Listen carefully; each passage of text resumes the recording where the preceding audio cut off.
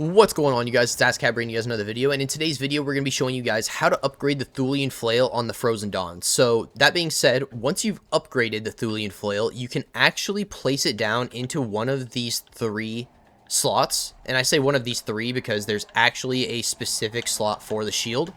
So yeah, like I said, once you've upgraded it, you can place it down, and then this will be 1/4 of the Easter egg done. So let's jump right into the guide and show you guys how to get this thing upgraded. Thank you guys for watching, and hopefully you guys enjoy. Alright, so in order to upgrade the flail, we of course first need to obtain the flail in the first place. So go ahead and get the flail, and if you don't know how to do that, I do have a guide on my channel. So yeah, go ahead and check that out. That being said, we are going to go ahead and grab the flail, teleport up top. It does tend to be kind of buggy like that. As you can see, I am kind of just waiting for my charge to come back on the teleport. Once you get it back, just go ahead and try again.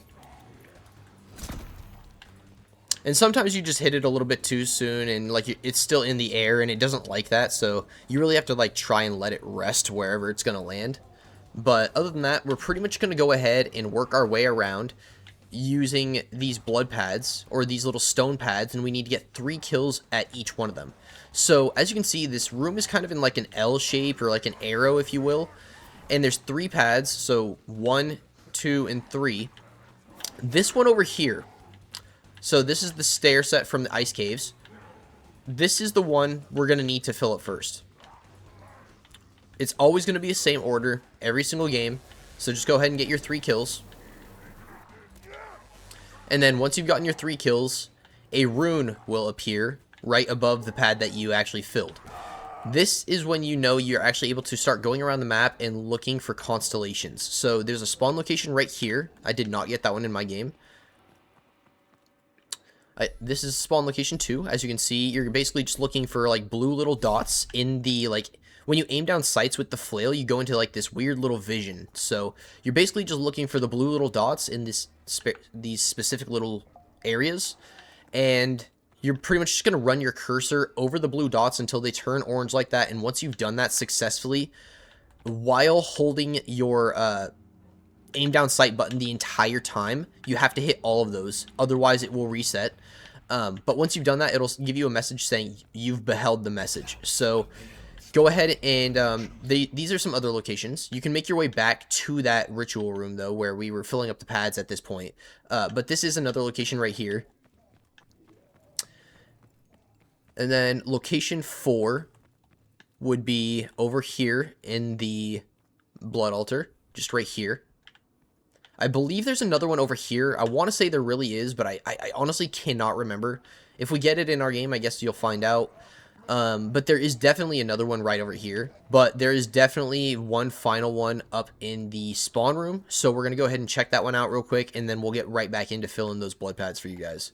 So we're back up at the top of the map, and this is our final constellation location, where it could potentially spawn, just right here up in the sky. Go ahead and make your way back to that little room that we had to teleport into, and fill up your second pad once you've found your first constellation.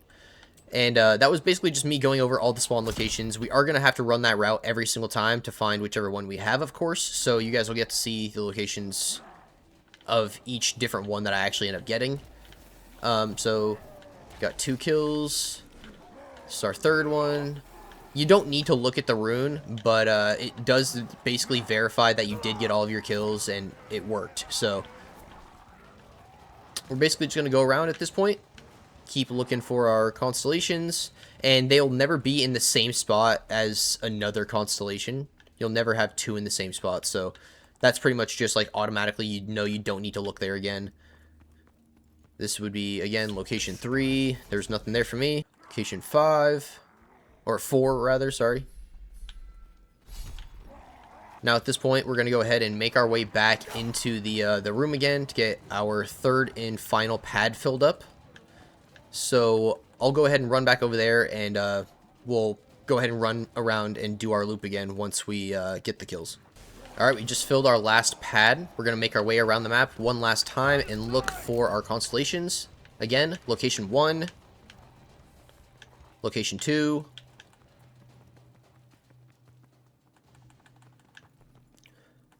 location 3, which is what we got right here, as you can see.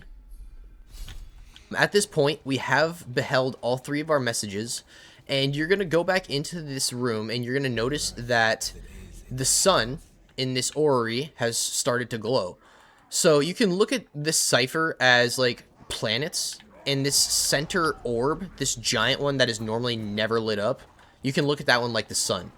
So basically just go ahead and throw your teleporter into it, teleport, and I recommend having a self-revive for this, or at least a quick revive. So go ahead and take out 3 zombies. It's always going to spawn 3 zombies. Take those things out, go to the back of the arena, go ahead and hold your orb, and throw it to the other side of the arena as soon as it touches, and as soon as the fire looks like it touches the blood, that's when you want to teleport. So if you teleport any earlier, you're pretty much going to teleport and immediately hit the fire, even though it looks like you should be on the other side of it. So stand back as far as you can, like I said.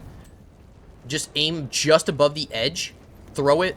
As soon as that fire looks like it touches the blood, maybe you let it get a little bit farther just to play it safe, and then you can go ahead and teleport. Should be fairly easy. That one definitely causes me a lot of grief, and especially if you're playing in multiplayer, it's easy to get it down due to like shitty connection. Like you feel like you time it just right, and it fucking still downs you anyways. So I just want to throw that out there. Anyways, I hope this guy helped you guys. I do want to go over the abilities really quick before we end off the video. So it still works like the old Flail, but basically what we're going to be doing now is we have the ability to obviously melee. We have the ability to teleport, just like before. And we have, on top of that, the ability to regain armor. So I'll go ahead and show you guys what I'm talking about. We can go ahead and lose some points here. And I was going to say comfortably do that, but they weren't smacking me.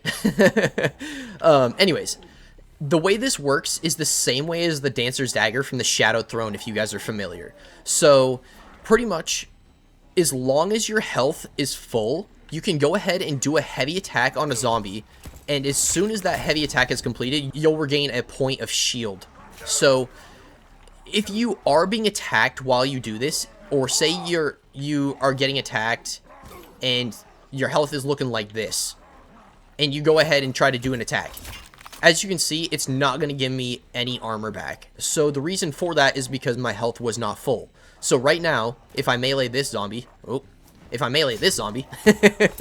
then it's going to give me armor back because my health is full. So that's how that works. And then on top of that, there's also another ability, which sounds crazy, but you basically just have the ability to control zombies. So it has like a splash damage effect where basically any zombie it blows up on will turn. I'm not going to say this is particularly useful either, because like you can see, it doesn't last very long. It pretty much only lasts up until your teleport ability comes back. So I don't know. I think it could be used for some potential side Easter egg, but we'll get into that in a future video. Hopefully you guys enjoyed the video. Thank you guys for watching, and if you did like the video, please be sure to like, comment, subscribe. I've completely covered the final Reich at this point, and I've started to cover the Frozen Dawn. I've done all of the base weapon variants, and we're going over all the upgrade quests right now, as you guys can tell by us doing the upgrade Flail quest today. So for the next video, we're going to go ahead and upgrade the Thulian Scythe. Hopefully you guys enjoyed, and see you guys in the next video. Peace out.